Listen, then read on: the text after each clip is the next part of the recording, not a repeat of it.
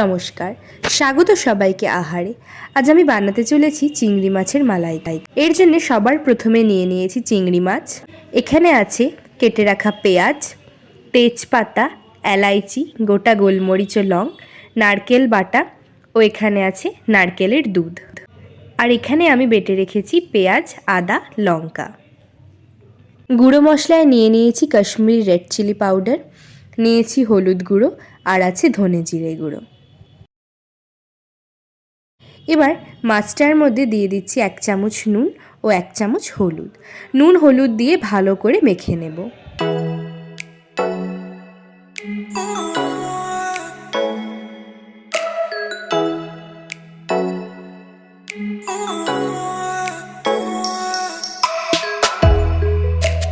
এবার একটি frying pan নিয়ে নিয়েছি।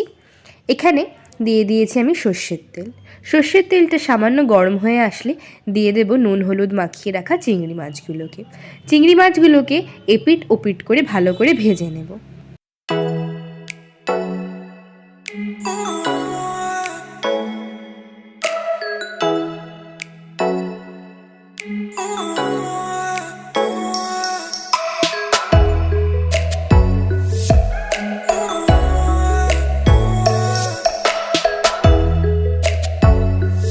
এবার এখানে নিয়ে নিয়েছি আর একটু সর্ষের তেল। সর্ষের তেলে দিয়ে দিচ্ছি আমি তেজপাতাগুলো। এবার এখানে দিচ্ছি আমি এলাইচি।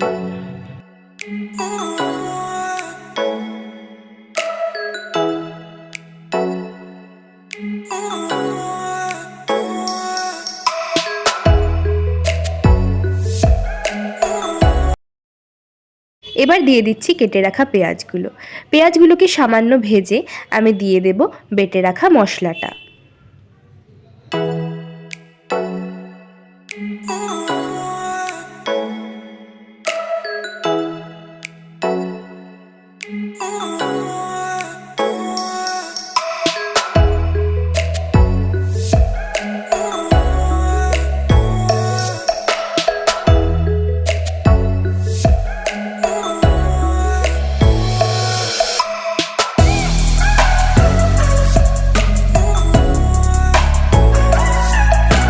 যখন মশলাটা সামান্য তেল ছাড়তে লাগবে তখন আমি দিয়ে দেবো এক এক করে গুঁড়ো মশলাগুলো। দিচ্ছি 1.5 চামচ জিরে ধনে গুঁড়ো, হলুদ গুঁড়ো ও কাশ্মীরি রেড চিলি পাউডার।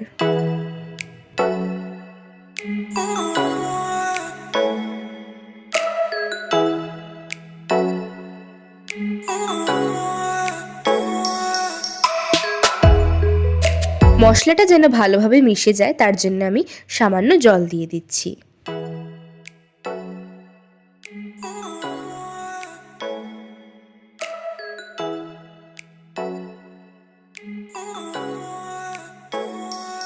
মশলাটা যখন ভালোভাবে কষে যাবে তখন দিয়ে দেব স্বাদ মতো নুন ও নারকেল বাটা।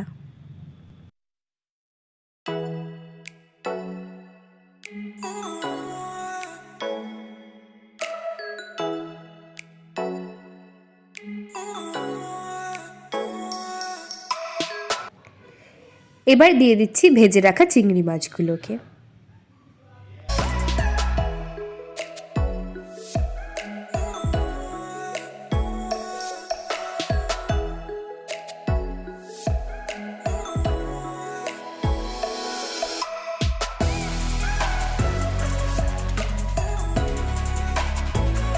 চিংড়ি মাছগুলোকে দেওয়ার পর আমি দিয়ে দেবো এখানে নারকেলের দুধটা।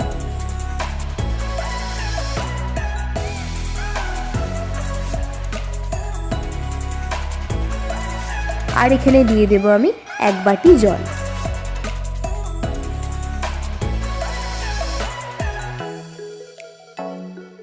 এবার 5 থেকে 6 মিনিটের জন্য ঢাকা দিয়ে রাখবো। আমাদের চিংড়ির মালাইকারি রেডি। চিংড়ির মালাইকারিটা নামানোর আগে আমি দিয়ে দিচ্ছি এখানে 1 চামচ গরম মশলা। অবশ্যই বাড়িতে বানাবেন ও আমায় কমেন্ট করে জানাতে ভুলবেন না আপনাদের কেমন লাগলো।